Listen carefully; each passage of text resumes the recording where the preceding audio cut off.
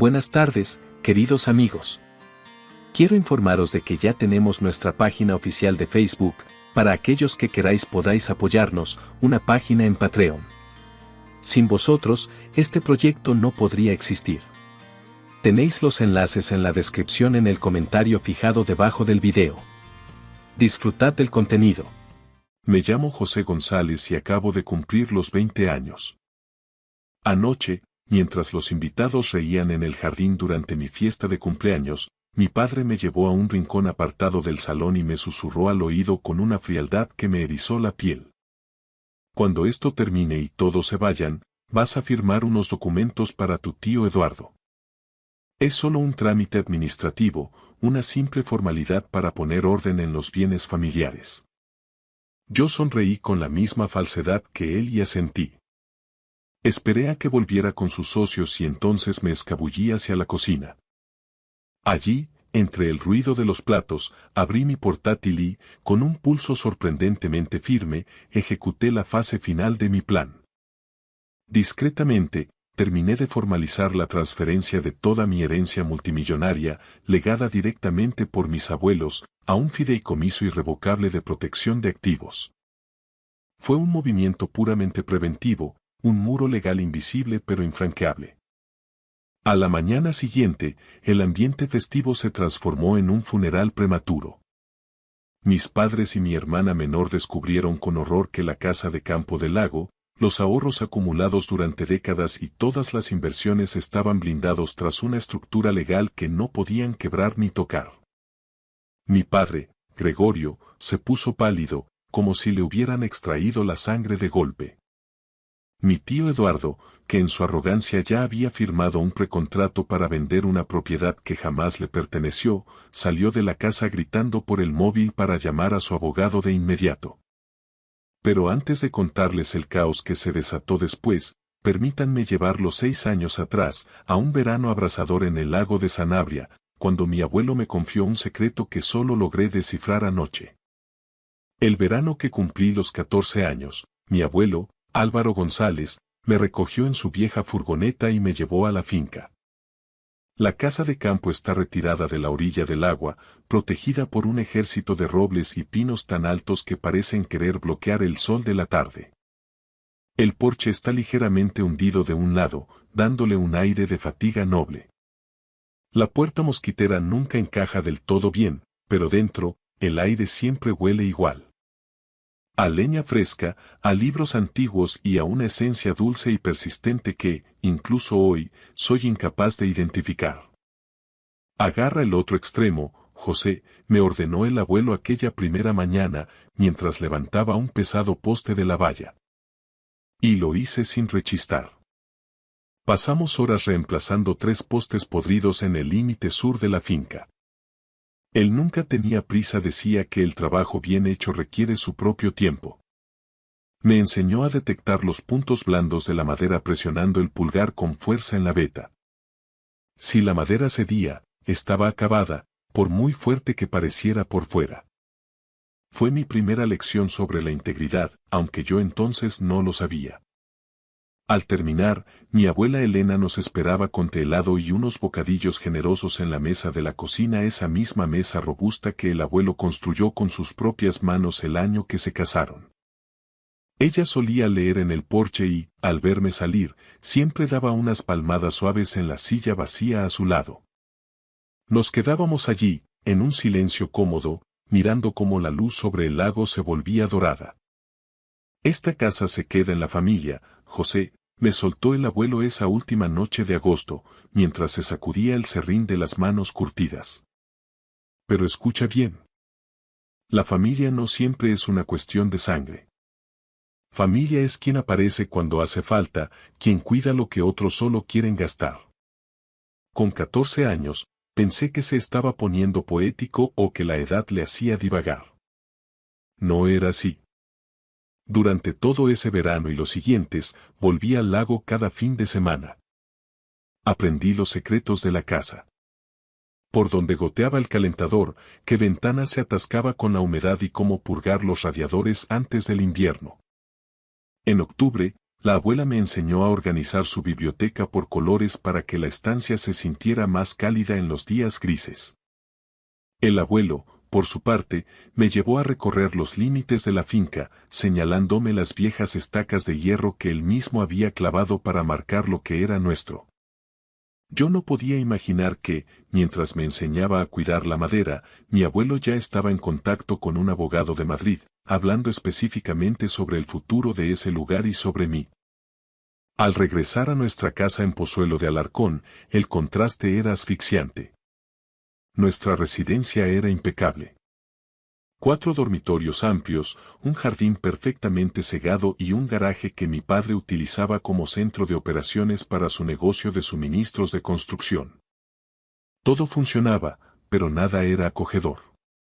Mi hermana Lucía, de 13 años, siempre había sido el centro de atención. Se quedó con la habitación más grande, redecorada apenas la primavera pasada con paredes color lavanda y una lámpara de diseño que costaba más que toda mi colección de libros. Mi cuarto, en cambio, conservaba la moqueta desgastada de los dueños anteriores. Una noche, durante la cena, Gregorio sacó el tema de la finca. Ese terreno del viejo está ahí parado, perdiendo valor cada día que pasa, sentenció mientras cortaba su filete con una precisión quirúrgica. Solo el recibo del IBI y el mantenimiento nos están desangrando. Deberíamos venderla ahora que el mercado está alto y reinvertir el capital en el negocio. Mi madre asintió sin apartar la vista del plato. Tiene sentido, Gregorio. Es lo más pragmático. El abuelo dijo que la casa se queda en la familia, intervine, tratando de mantener la voz firme. Mi padre soltó una carcajada. No fue una risa cruel, sino algo mucho peor. Una risa condescendiente, como la que se le dedica a un niño que aún cree en los Reyes Magos. Tenías 14 años, José. Solo estaba siendo amable contigo, dándote algo en lo que entretenerte durante las vacaciones. Nadie volvió a dirigirme la palabra. La conversación derivó rápidamente hacia el último éxito de Lucía. Finalista regional en su club de debate. Muy impresionante, por supuesto. Mi madre ya había buscado un marco de plata para el certificado. Yo había ganado la feria científica del instituto hacía solo 2 semanas, pero la cinta de primer puesto seguía olvidada en el fondo de mi mochila. Al terminar de cenar, me encargué de recoger los platos. Fue entonces cuando lo vi. Sobre la encimera de la cocina, medio oculto bajo la lista de la compra, había un folleto satinado de promociones Sierra Norte. Parcelas exclusivas frente al lago. Precios premium. En el margen, escrito a mano con una caligrafía que no era la de mi padre, figuraba un número de teléfono. Subí a mi habitación en silencio. Me senté en el borde de la cama y cerré los ojos, pensando en la mesa de la cocina del abuelo, aquella que él mismo cepilló y unió con esmero. Pensé en el folleto brillante de abajo. Alguien, mucho antes de que la tierra estuviera siquiera disponible, ya estaba midiendo el hogar de mis abuelos con el frío signo del euro. El abuelo Álvaro falleció 2 años después de aquel verano. Yo tenía 16 años y el funeral se celebró un martes de ceniza bajo un cielo plomizo que amenazaba lluvia constante. Recuerdo sentarme en la segunda fila del tanatorio, apretando entre mis manos su viejo pañuelo de cuadros azules, desgastado por el uso y que aún conservaba un leve rastro a resina de pino. Durante el café posterior, observé a mi padre Gregorio y a su hermano Eduardo cerca de la mesa de los postres, hablando en susurros urgentes. Eduardo sujetaba con fuerza una carpeta de piel bajo el brazo mientras mi padre asentía mecánicamente a cada una de sus palabras.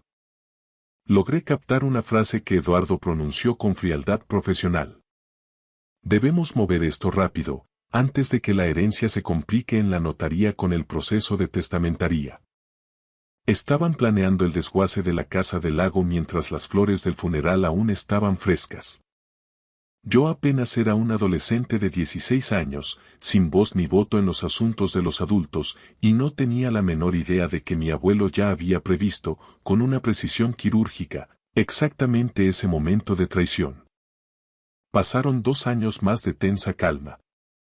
Mi abuela Elena enfermó gravemente en marzo y nos dejó en junio, justo cuando el calor empezaba a apretar en Madrid. La última vez que la visité en el hospital, me tomó la mano con una fuerza que me pareció sobrenatural para su estado.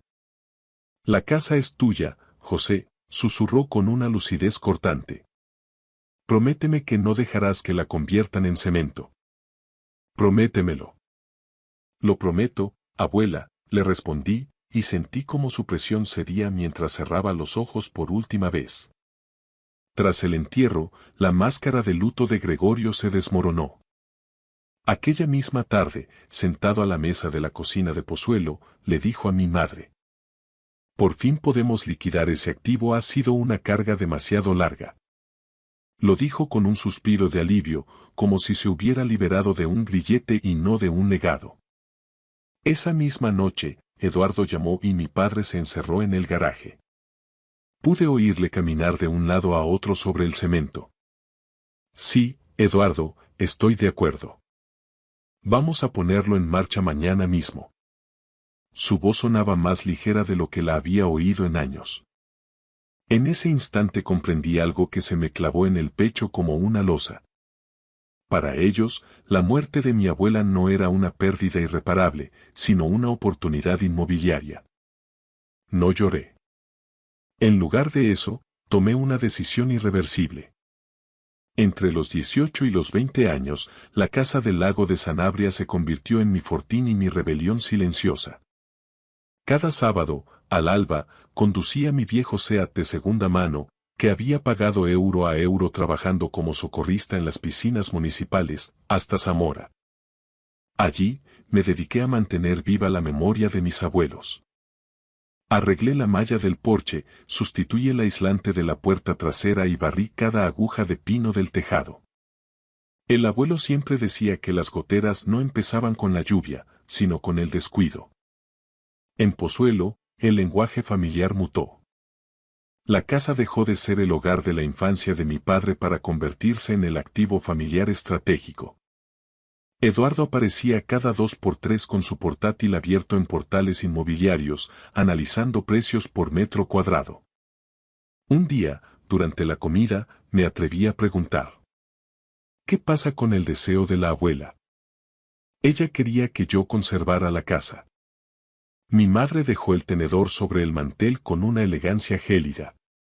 Tu abuela no estaba bien de la cabeza al final, cariño, me dijo con una sonrisa condescendiente. Esto es una cuestión de negocios, no de sentimientos. Negocios. Esa era la palabra que usaban para anestesiar su culpa. Al cumplir los 19, Gregorio se volvió más agresivo. En cuanto cumplas los 20, José, firmarás lo que haga falta y lo solucionaremos como una familia unida. Yo sabía perfectamente que aquello significaba a su manera o ninguna. La suerte cambió una tarde de noviembre mientras limpiaba el armario del pasillo de la finca.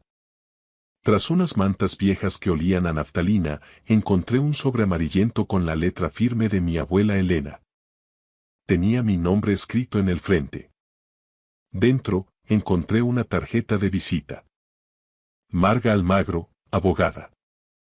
Fideicomiso Familiar González. Mis manos temblaron de pura adrenalina. La abuela sabía que yo sería el único con la paciencia suficiente para limpiar esos armarios. Ni mi padre ni Eduardo se habrían molestado jamás en tocar una manta vieja. 3 meses antes de mi 20º cumpleaños, me reuní con Marga en su despacho del centro de Madrid, un lugar que olía a papel antiguo, café recién hecho y seguridad jurídica.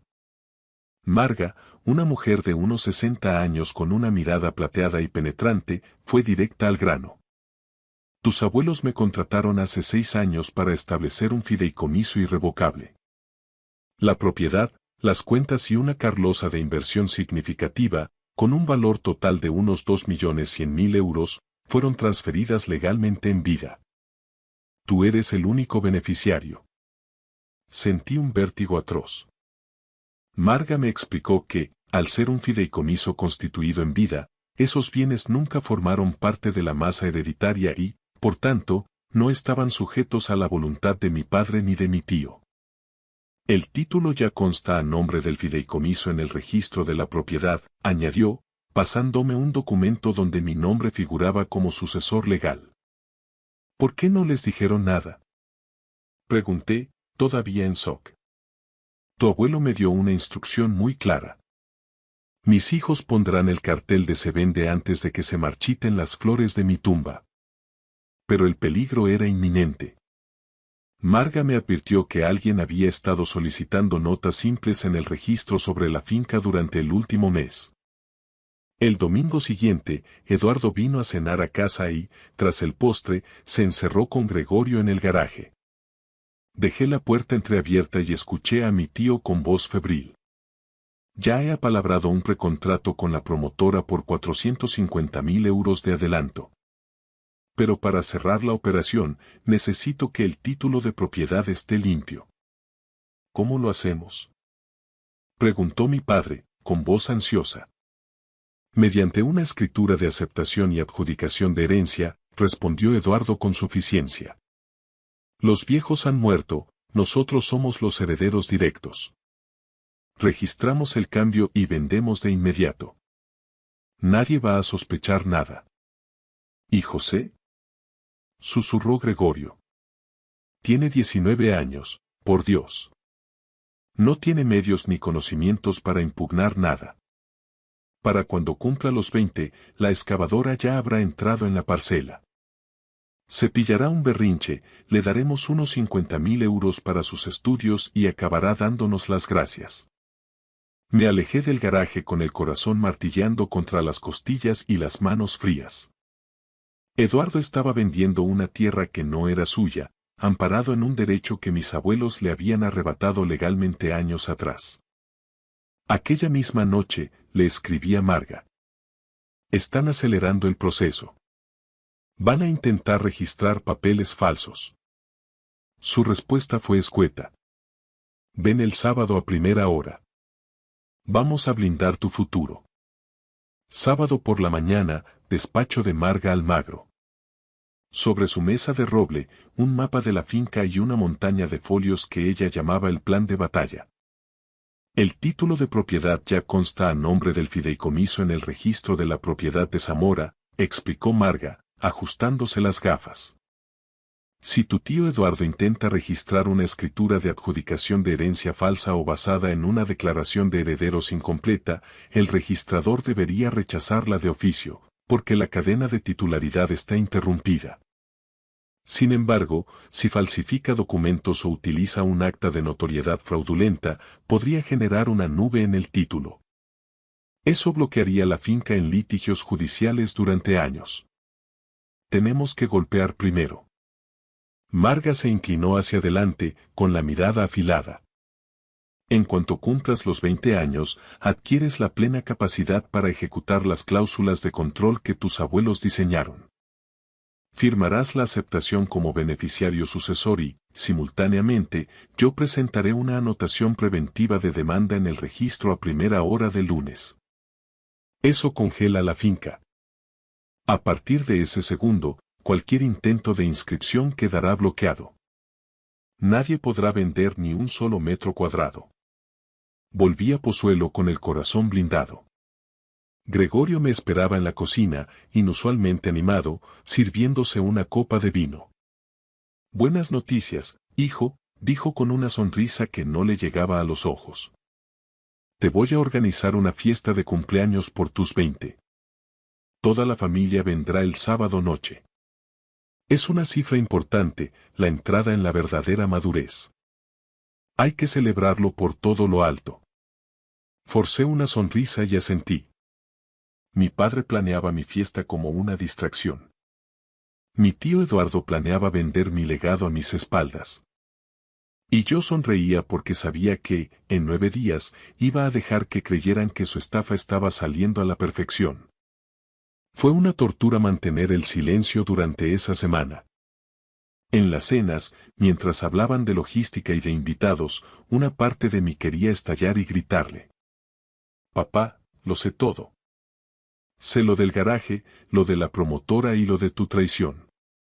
Pero las palabras de Marga resonaban en mi cabeza. Si les avisaba, buscarían una grieta legal, una forma de esquivar el fideicomiso antes de que yo pudiera actuar. El silencio era mi única arma. 5 días antes de mi cumpleaños, mi madre me pidió que la acompañara al jardín. Usó esa voz suave, su voz de hablemos como adultos racionales. José, ahora que vas a ser un hombre de 20 años, hay decisiones patrimoniales que debemos tomar en bloque, como una familia unida. La Casa del Lago es un pozo sin fondo. El IBI, los seguros, las reparaciones estructurales. El negocio de suministros de tu padre está pasando por un bache financiero serio. Si vendemos ahora, podríamos liquidar las deudas y asegurar tu futuro y el de Lucía. La abuela quería que yo me la quedara, repetí, manteniendo la voz plana. Su rostro cambió al instante. La máscara de dulzura dejó paso a una impaciencia cortante. Tu abuela era una sentimental, José. Se dejó llevar por la nostalgia, pero la nostalgia no paga las facturas del banco ni las nóminas de los empleados. En ese momento, Gregorio apareció por la puerta del porche. Ya he tenido contactos preliminares con un comprador serio. Ofrecen un precio excelente, muy por encima de mercado. Es una promotora con la que Eduardo tiene mano, se llaman Promociones Sierra Norte. Lo pensaré, mentí, bajando la mirada para que no vieran el fuego en mis ojos. Mi padre me dio una palmada paternalista en el hombro. Ese es mi chico. Sabía que entrarías en razón. La noche antes de mi 20º cumpleaños, no aguanté más la presión de Pozuelo y conduje solo hasta el lago de Sanabria. El aire de la sierra olía a lluvia inminente y a resina húmeda. Me senté en la vieja silla de mimbre del abuelo, en el porche que él tanto amaba. Revisé mi correo electrónico. Marga me había enviado el paquete completo de documentos para la firma digital. A medianoche, con el único sonido del viento entre los pinos, leí cada cláusula 2 veces. Lloré. No fue un colapso nervioso, sino un desbordamiento lento y silencioso. Lloré porque me habría gustado que mi padre fuera el tipo de hombre que me enseñara a pescar o a cuidar la valla, en lugar de un calculador que solo veía el valor de reventa de mis recuerdos más sagrados. Pero en el mundo real, los deseos no tienen valor jurídico. Los documentos de un fideicomiso irrevocable, sí. A las 01, ya siendo legalmente un hombre de 20 años a efectos del fideicomiso, me conecté por videollamada con Marga. Con un clic firme, firmé la aceptación de los bienes. Desde ese segundo, yo era el único y legítimo beneficiario legal de todo el patrimonio de Álvaro y Elena González. El lunes a las 8 de la mañana, Marga estaría físicamente en la puerta del registro de la propiedad. La supuesta escritura de renuncia que mi tío Eduardo pensaba hacerme firmar ya era papel mojado. Un documento muerto. Él y mi padre descubrirían la verdad en unas pocas horas, en mitad de mi propia fiesta. Mi fiesta comenzó a las 4 de la tarde bajo un sol radiante que bañaba el jardín de nuestra casa en Pozuelo. El salón estaba a rebosar. Vecinos de la urbanización, antiguos amigos de mis padres de la parroquia de Santa María de Caná y, sobre todo, una nutrida representación de los contactos de negocios de Gregorio. Entre la multitud divisé a Nora, nuestra vecina de toda la vida de la Casa del Lago en Sanabria, que había viajado a Madrid para la ocasión. Me observaba con ojos afilados, cargados de una preocupación que nadie más parecía compartir. Había globos de colores, una tarta espectacular de la mejor pastelería de la plaza y un ambiente de celebración impostada. Yo me dediqué a repartir sonrisas mecánicas a todo el mundo. En el momento del brindis, Gregorio se levantó y golpeó su copa de cristal con una cucharilla, exigiendo silencio. José ya es oficialmente un hombre hoy, anunció con una voz impostada, llena de orgullo fingido. Estamos muy felices de verle llegar a los 20. Y como familia unida que somos, tenemos planes emocionantes para el futuro. ¿Verdad, José? Gracias por todo, papá, respondí, limitándome a lo mínimo necesario. No añadí ni una palabra más. Al cruzarme con Nora cerca del buffet, me agarró del brazo con una fuerza sorprendente. Tu abuela querría que supieras algo, hijo, me susurró al oído con urgencia. Vi a tu tío Eduardo en la finca el martes pasado. No estaba solo, iba con 2 hombres de traje oscuro y maletines. Estaban midiendo el perímetro de la parcela con una cinta métrica profesional y tomando fotos del porche. Eduardo se había atrevido a llevar a los compradores de Promociones Sierra Norte a la propiedad privada de mis abuelos antes siquiera de tener un papel legal en la mano. Su arrogancia era absoluta, daba por hecho que yo me doblegaría. Tras repartir la tarta, Gregorio volvió a tomar la palabra, esta vez con un tono más solemne y elevado, buscando la validación de sus invitados.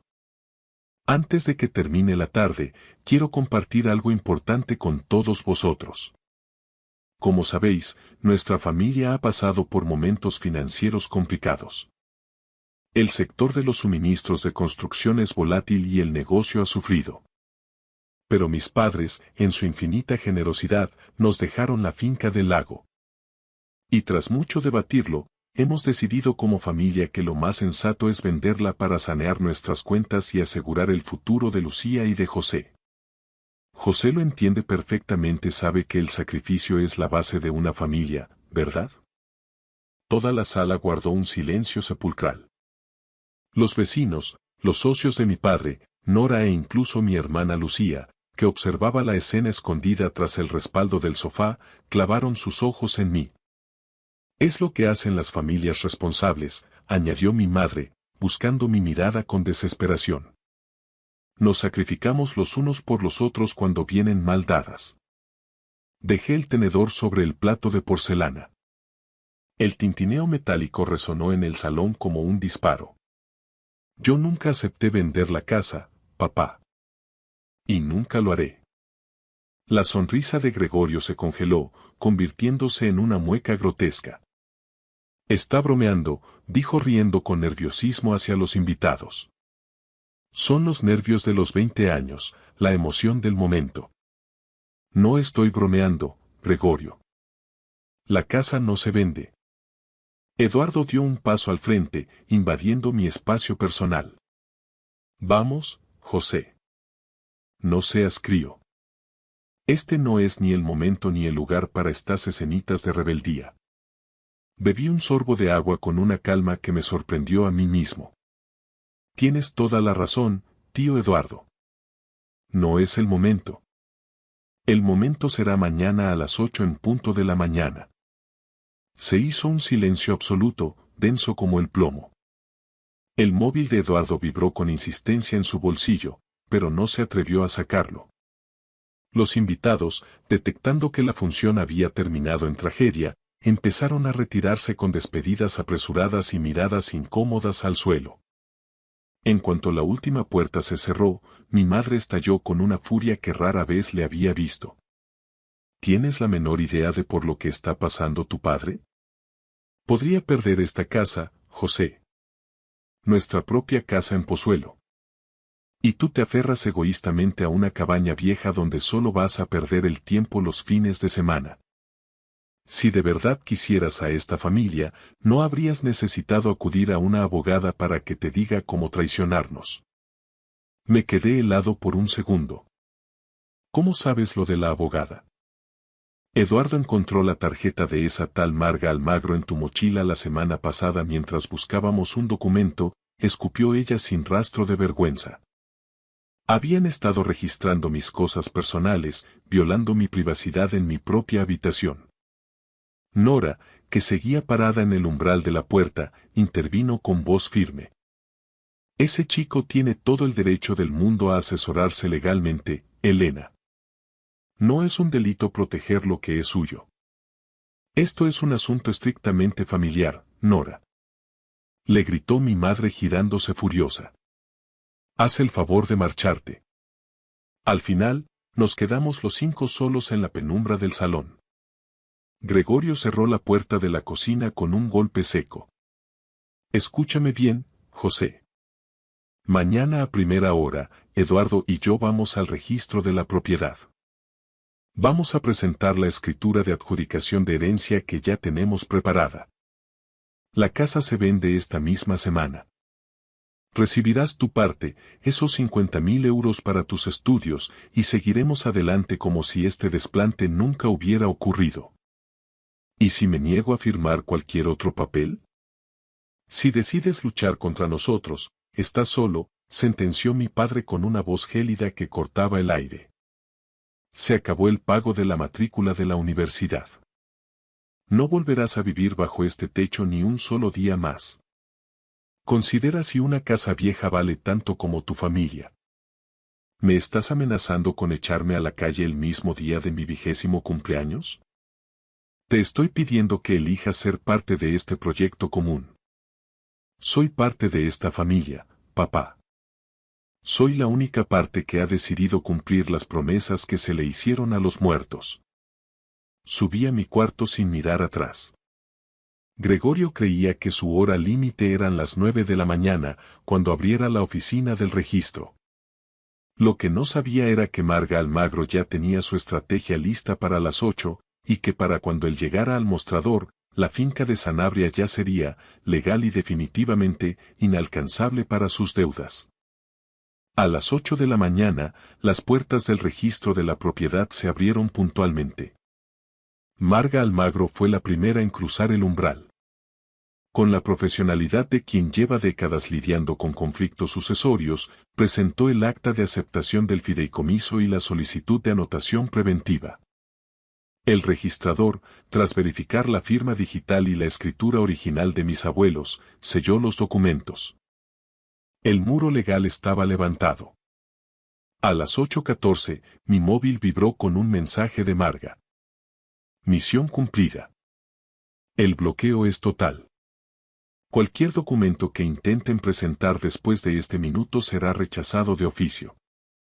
A las 9:05, Eduardo y Gregorio entraron en la misma oficina, rebosantes de una confianza tóxica.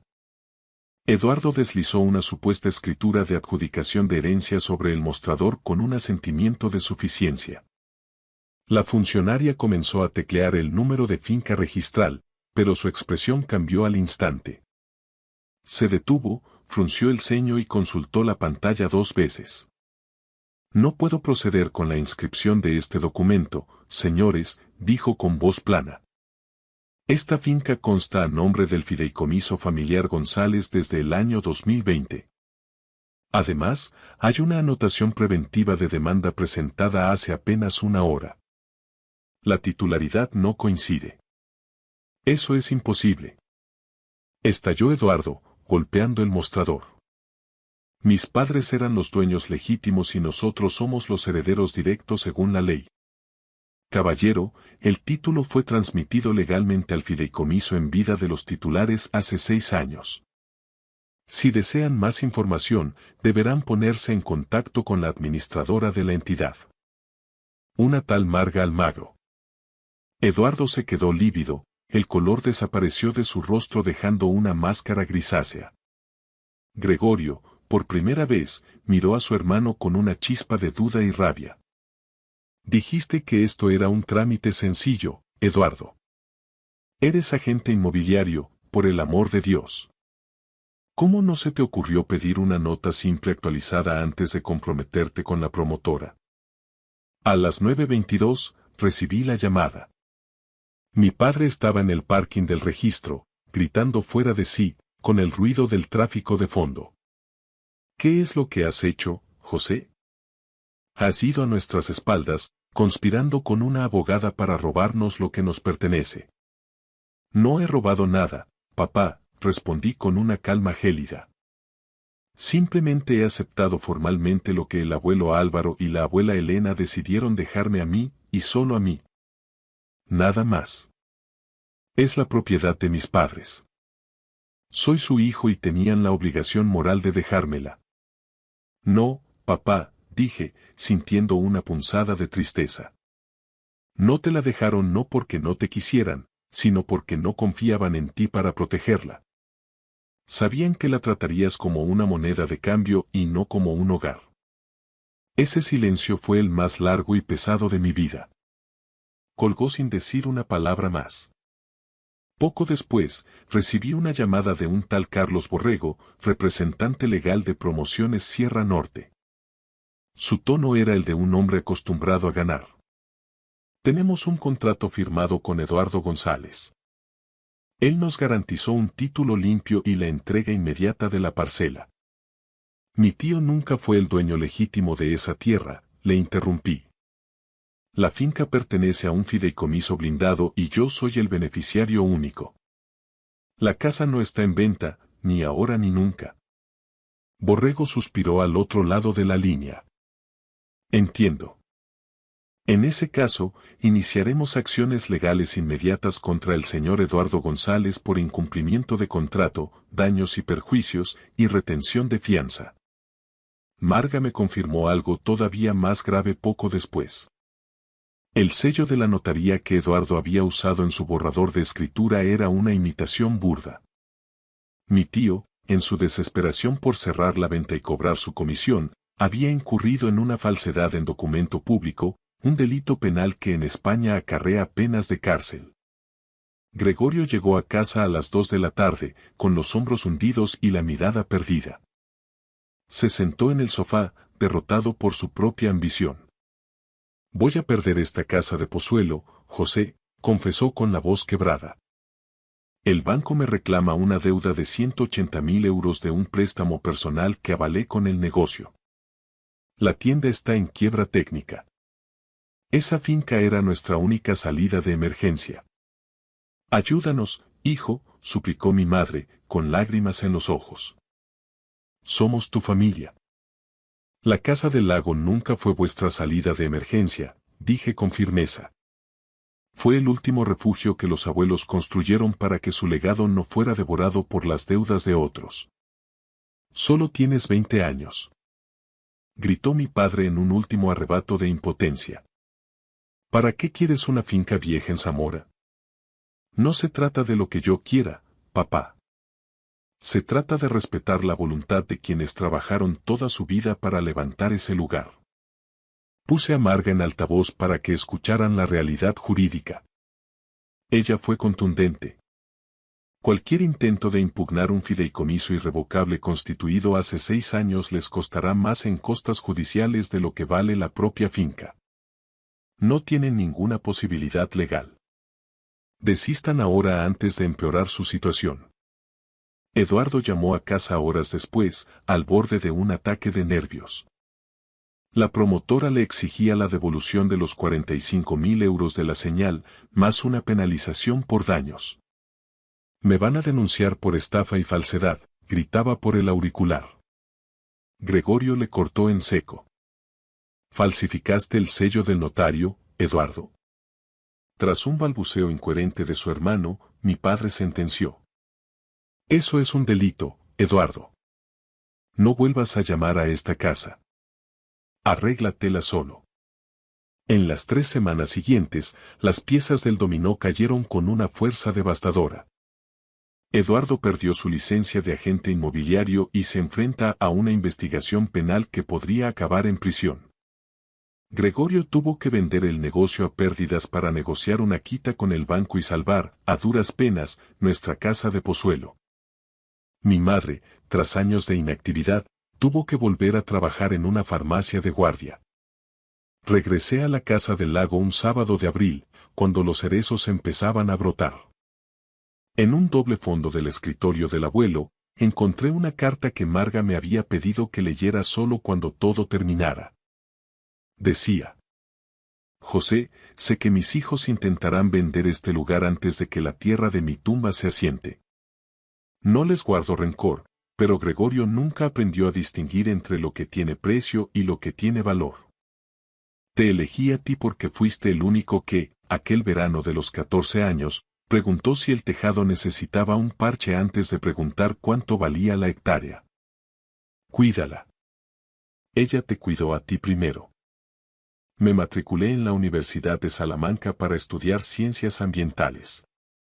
En el formulario de residencia, por primera vez en mi vida, escribí con orgullo la dirección de la Casa del Lago. Es mi hogar oficial. Meses después, me reuní con mis padres en una cafetería de Madrid.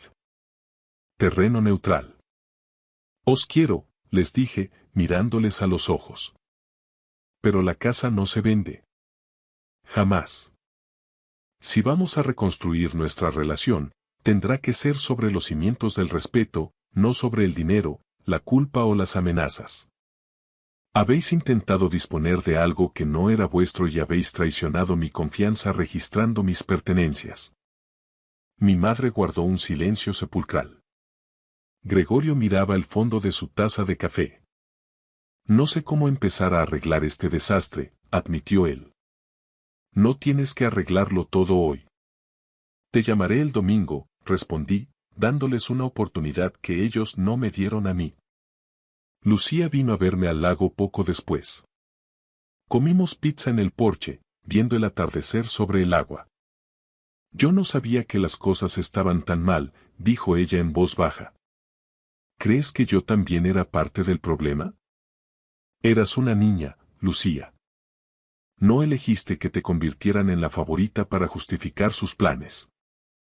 Se apoyó en mi hombro y, por primera vez en años, no hablamos de dinero, de deudas o de herencias.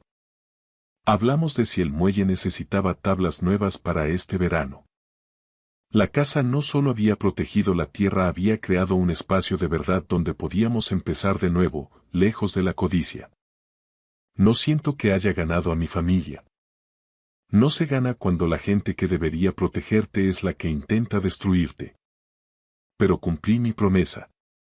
Mis abuelos vieron venir la tormenta mucho antes que yo y construyeron el refugio perfecto.